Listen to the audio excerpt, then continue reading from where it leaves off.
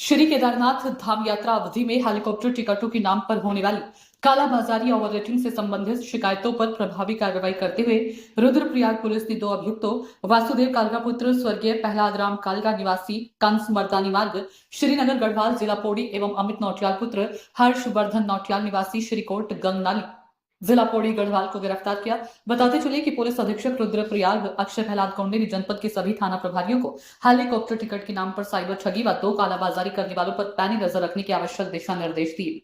Police अधीक्षक अक्षय प्रहलाद कौंडे ने press वार्ता करते हुए बताया कि हेलीकॉप्टर टिकटों के नाम पर होने वाली कालाबाजारी से संबंधित प्रकरणों में नियमानुसार उचित वैधानिक कार्रवाई की जा रही है। शिकायतकर्ता हिमांशु राय अग्रवाल निवासी भोपाल ने थाना गुप्तकाशी पर शिकायत की गई थी कि उन्होंने अपनी पत्नी के साथ केदारनाथ धाम यात्रा का प्लान बनाया तथा उनके किसी परिचित के माध्यम से श्रीनगर गढ़वाल निवासी व्यक्तियों से संपर्क हुआ, जिनके द्वारा उनको प्रति व्यक्ति टिकट का 25,000 बताकर कुल 50,000 रुपए लिए गए। उन्हें दूसरे के नाम का फर्जी आधार कार्ड जिसमें इनके फोटो लगे थे तथा टिकट दिलाते हुए इसी टिकट और आधार कार्ड के विवरण से यात्रा करने के लिए बताया गया।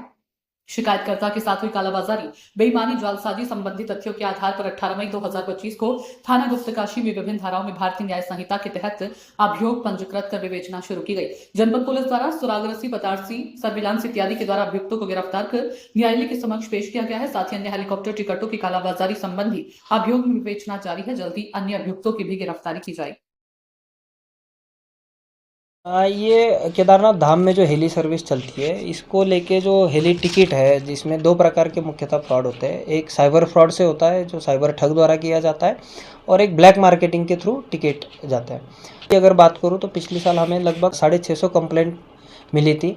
इस साल अभी वो लगभग 12 से 13 है। तो हमारी जो डिजिटल वॉलंटियर और साइबर की टीम है उसने अच्छा काम इस बार किया है। जो अभी का करंट केस है ये ब्लैक मार्केटिंग से कंसर्न है, और इसमें लगभग 20 से 25,000 रुपये लेके एक पर्टिकुलर लूपहोल इस पूरे सिस्टम में मिल गया कि जिसको एक्सेस है उस पर्टिकुलर डेटाबेस का या टिकट अवेलेबिलिटी का, उनके द्वारा ये कार्य किया जा रहा है। तो हमने इसमें 2 FIR पिछले 10 दिनों में लिखी थी। दोनों में भी विवेचना प्रगति बहुत अच्छे स्तर पे है। दोनों अलग अलग गिरोह हमने ट्रेस किए और इसमें अब गिरफ्तारी हमने शुरू कर दी।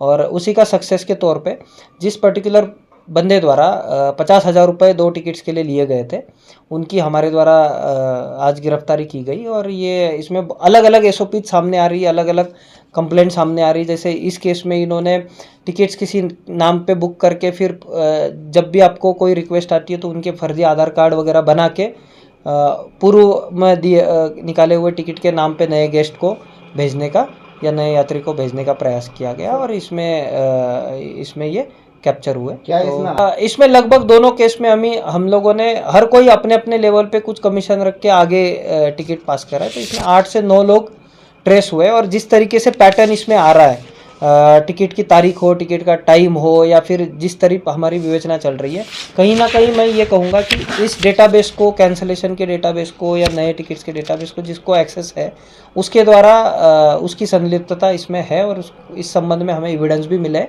बस अब आगे इसमें और इन्वेस्टिगेशन होगा और संबंधित व्यक्तियों की गिरफ्तारी होगी। आज हमने इस केस में 2 लोगों की गिरफ्तारी की है, और हमारी 2 टीमें अभी हरिद्वार और मेरठ में एरिया में ऑपरेट कर रही है, और आगे भी इसमें गिरफ्तारी होगी।